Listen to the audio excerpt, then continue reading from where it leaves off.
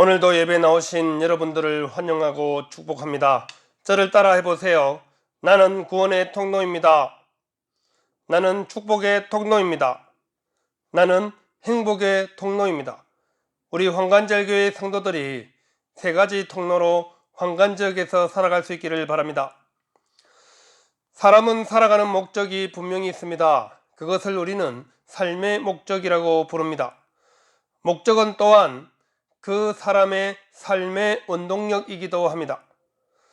돈을 쫓는 사람은 돈이 삶의 목적이고, 권력을 쫓는 사람은 권력이 삶의 목적입니다. 우리 그리스도인들의 삶의 목적은 하나님의 뜻을 이루어 드리는 것입니다. 나를 통해서 하나님의 영광이 나타나고 예수님을 믿지 않는 사람들에게 예수님을 전파하는 것이 삶의 목적이어야 합니다. 오늘 말씀을 통해서 삶의 목적을 분명히 확인하시고 하나님의 뜻에 합당한 삶을 사는 우리 모두가 되시기를 바랍니다. 사마리아에 음식을 구하러 갔던 제자들이 돌아왔습니다.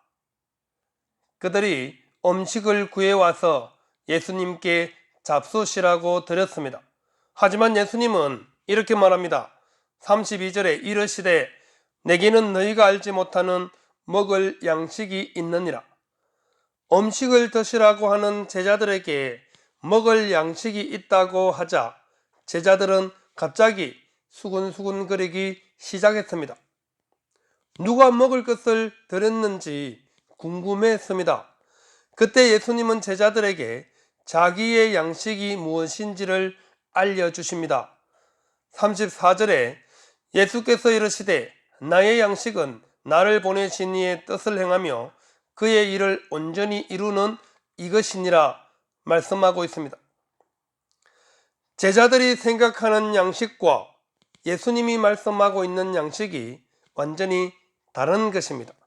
말은 똑같은 단어로 양식을 말하지만 서로 의미를 두는 것은 완전히 다른 것임을 우리는 알 수 있습니다. 하지만 제자들은 예수님이 말씀하고 있는 양식이 무엇인지 깨닫지 못하고 있었습니다. 사마리아 여인처럼 예수님의 제자들도 예수님이 하시는 말씀을 이해하지도 못하고 알아듣지도 못하고 있었습니다. 예수님이 제자들에게 말씀하시는 것은 확실합니다. 하나님의 뜻을 행하며 그의 일을 온전히 이루는 것입니다. 하나님이 예수님께 부여하신 사명과 책임을 확실하게 이루겠다는 굳은 의지가 포함되어 있습니다. 예수님도 제자를 부르시고 그들에게 똑같은 사명과 책임을 가지고 예수님을 따르도록 계속해서 말씀하고 있는 것입니다. 믿음의 사람들이 믿음으로 살아가는 이유도 마찬가지입니다. 예수님을 믿고 하나님께서 나를 부르신 사명에 순종하고 또한 그 일을 온전히 이루기 위해서 우리는 살아야 합니다. 이것이 하나님께서 우리를 부르신 목적입니다.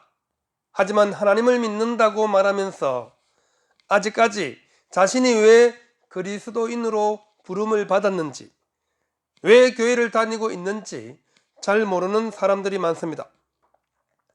단순히 예수님을 믿고 하나님 믿고 살면 복 받는다고 해서 종교 생활로 하는 이들이 많습니다. 이런 신앙생활은 아직 예수님이 말씀하시는 것을 무슨 의도로 말하는지 도무지 이해하지 못하는 제자들과 똑같습니다.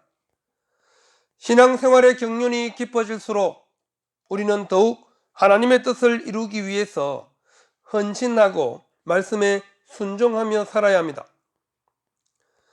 예수님께서 자신의 사명을 이루기 위해서 십자가에 죽으면서까지 우리를 살리신 이유를 분명히 깨닫는 우리 모든 성도들이 되시기를 바랍니다.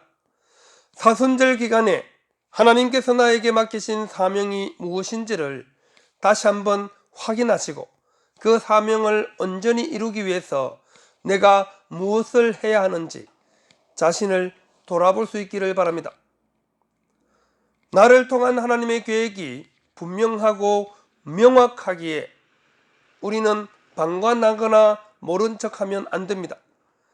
적극적으로 행동하고 충성하는 우리 모두가 되시기를 바랍니다. 예수님은 자신의 말을 알아듣지 못하는 제자들에게 계속해서 심오한 말씀을 하고 있습니다. 35절에 너희는 넉 달이 지나야 추수할 때가 이르겠다 하지 아니하느냐. 그러나 나는 너희에게 이르노니 너희 눈을 들어 밭을 보라. 휘어져 추수하게 되었도다 말씀하고 있습니다. 예수님이 말씀하시는 추수할 때는 곡식을 추수하는 때를 말합니다. 그러나 예수님은 지금 눈을 들어 밭을 보라. 휘어져 추수하게 되었도다 말씀하면서 영적 추수 때가 시작되었다고 말씀하고 있는 것입니다. 예수님을 만나고 변화된 사마리아 여인이 사마리아 성으로 들어가서 사람들에게 예수님을 알렸습니다. 그 여인의 전도 활동으로 인해서 많은 사람들이 예수님께로 나올 것을 아시고 미리 제자들에게 준비하라는 말씀입니다.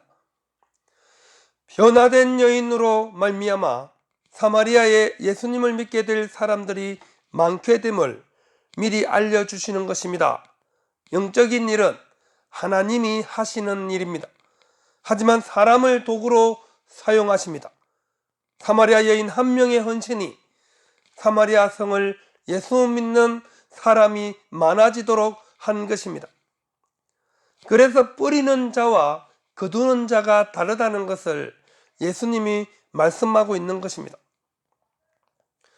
육적인 추수는 뿌리는 자와 거두는 자가 동일합니다. 내가 뿌렸으니 내가 거둘 수 있습니다. 하지만 영적인 추수는 다릅니다. 내가 뿌렸다고 해서 내가 반드시 거두는 것은 아닙니다. 하지만 말씀의 씨앗을 뿌려놓으면 반드시 누군가가 거두게 된다는 말씀을 하고 계십니다. 36절에 거두는 자가 이미 싹도 받고 영생에 이르는 열매를 모으나니 이는 뿌리는 자와 거두는 자가 함께 즐거워하게 하려 함이라 말씀하고 있습니다.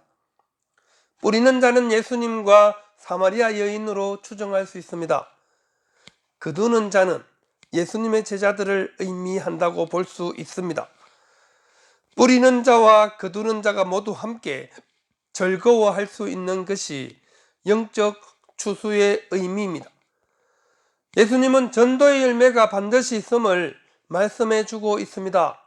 또한 전도의 열매는 뿌리는 자와 거두는 자가 동일하지 않을 수 있지만 둘 다 보상을 받게 된다는 것입니다. 그것은 함께 즐거워하게 되는 보상입니다. 영원히 예수님을 믿고 하나님께로 돌아올 때 기쁨은 말로 표현할 수 없을 정도로 크다는 사실을 잘 알고 있었습니다. 그래서 마태복음에서 잃어버린 영혼이 하나님께로 돌아왔을 때 하나님과 모든 천군 천사들이 얼마나 기뻐하는지를 잘 말씀해 주고 있습니다. 마태복음 18장 13절에 진실로 너희에게 이르노니 만일 찾으면 길을 잃지 아니한 99마리보다 이것을 더 기뻐하리라. 찾았을 때의 반응입니다. 이런 것을 찾았을 때의 기쁨이 얼마나 더 큰지를 말해주고 있습니다. 요한복음에서 뿌리는 자와 거두는 자가 함께 즐거워하는 것도 마찬가지입니다. 함께 즐거워하는 이유는 누가 무슨 역할을 하든지 결과는 함께 나누게 되어 있다는 것입니다. 이것이 영적 추수입니다. 제자들은 지금 자신들이 노력하지 않은 것을 거두는 것에 참여할 뿐입니다. 다른 사람들은 열심히 노력했습니다. 하지만 지금 제자들은 다른 사람들이 노력한 것에 참여만 하고 있습니다. 하나님의 나라는 노력하는 자와 거두는 자가 함께 세워나가는 공동체임을 기억해야 합니다. 누군가는 노력하고 누군가는 거둔다는 것입니다. 세상적인 추수는 내가 심고 내가 거두지만 영적인 추수는 심었다고 반드시 내가 거두는 것은 아닙니다. 심고 거두지 못할 수도 있습니다.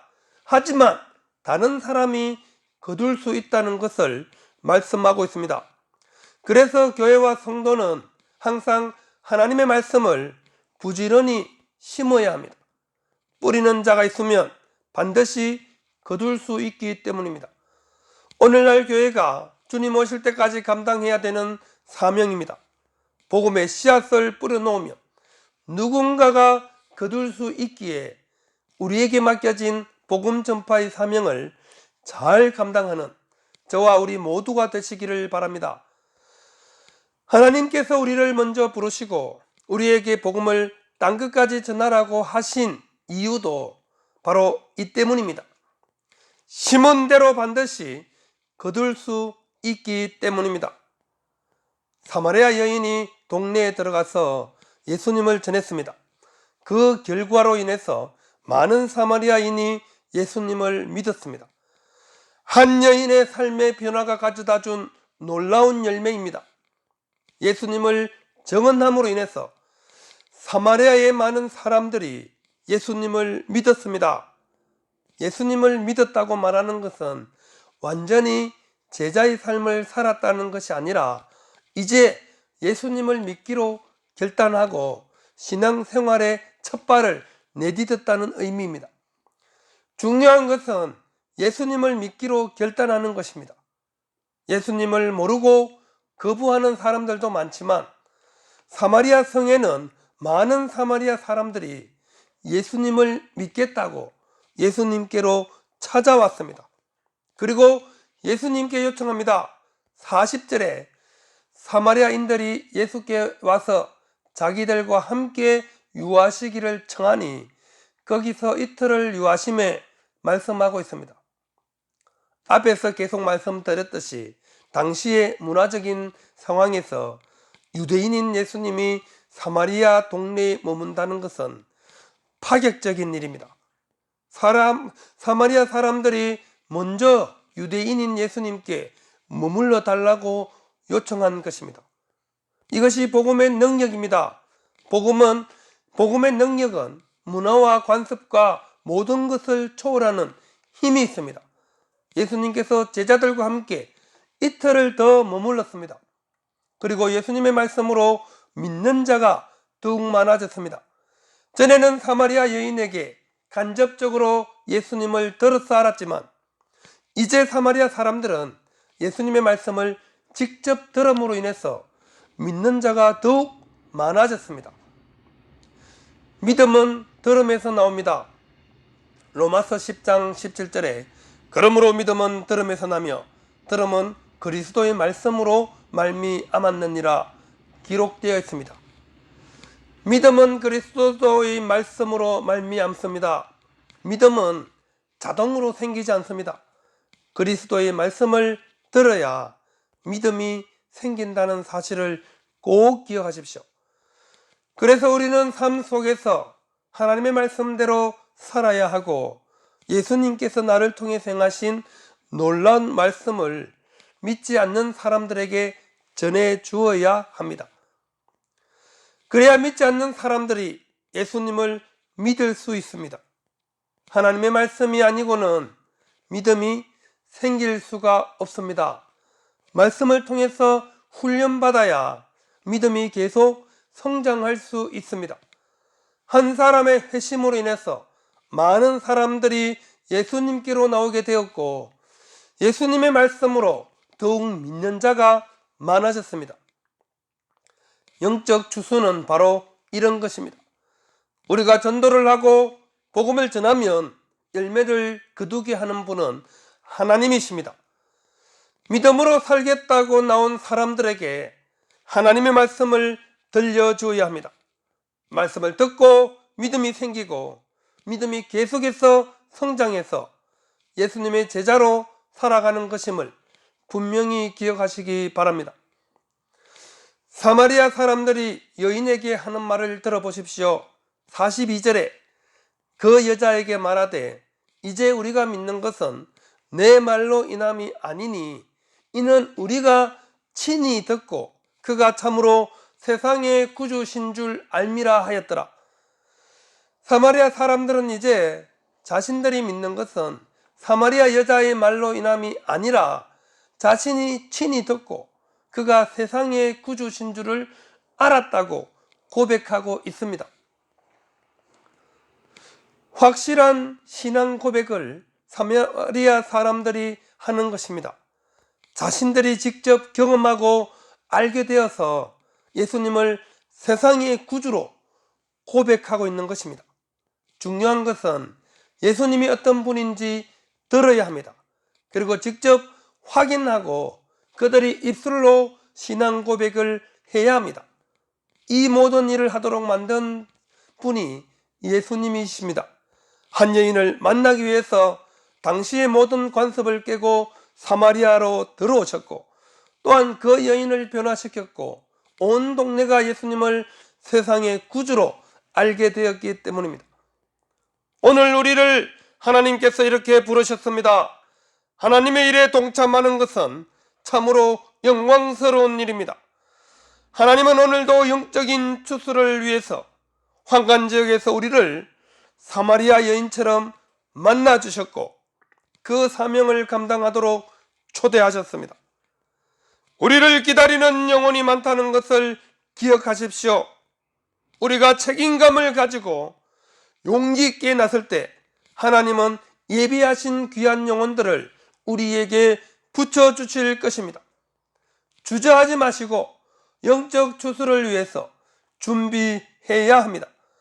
육적인 추수에만 모든 에너지를 쏟지 마시고 영적인 추수에도 우리의 헌신적인 행동이 꼭 필요함을 기억하시고 오늘도 하나님께 전도의 열매를 드릴 수 있는 우리 모든 성도들이 다 되시기를 바랍니다. 초대교회 사도들과 많은 성도들이 순교하는 마음으로 정인의 삶을 살았습니다. 그래서 정인이라는 단어에서 순교자라는 단어가 나왔습니다. 정인의 삶은 희생과 헌신적인 삶이 있어야 가능함을 말해주고 있습니다. 우리 황간지역의 사람들이 예수님을 믿고 하나님 나라의 백성이 되도록 하기 위해서 우리가 희생하고 헌신해야 영적인 추수의 열매를 풍성히 거둘 수 있음을 기억하시기를 바랍니다.